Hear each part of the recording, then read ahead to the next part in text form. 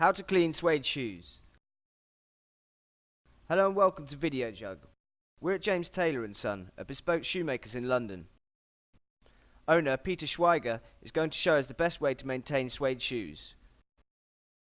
Step 1. You will need a suede protector spray and a suede cleaning brush. You might also need a small knife, a nail brush, a sponge, a shoe tree. If you don't have one of these, you will need some white tissue or newspaper, and a small crepe rubber or a pencil eraser. Step 2. An introduction. Suede is a kind of leather with a soft raised surface called a nap.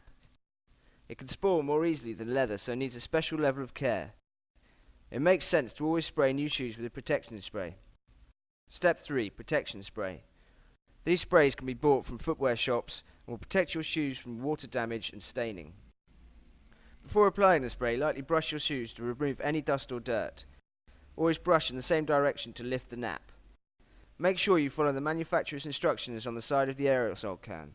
And as with all aerosols, only use in a well-ventilated area. Step 4. Scuff marks. Even with a protection spray, shiny marks can still appear if you scuff suede shoes, flattening down their surface. Restore by brushing back and forth with a suede brush. If the shoes are very worn, scrape with a sharp knife to lift the nap. If your suede has dirty marks, try removing them with one of the sides of a suede brush. Top tip. Peter recommends using a little crepe rubber or even a pencil eraser to lift the marks from your shoes, from the suede to the rubber. Step 5. Removing mud. If your shoes get muddy, wait until the mud dries, then use a stiff brush, like a nail brush, to remove the dirt. Move with a sweeping action and keep all your strokes in the same direction. Work all the way around the shoe, including the edges of the sole. Pay special attention to any dirt stuck in the detailing. Step 6. Wet suede. If part of the shoe gets wet, the water can leave a tide mark and dry a different colour. Wet the shoes all over.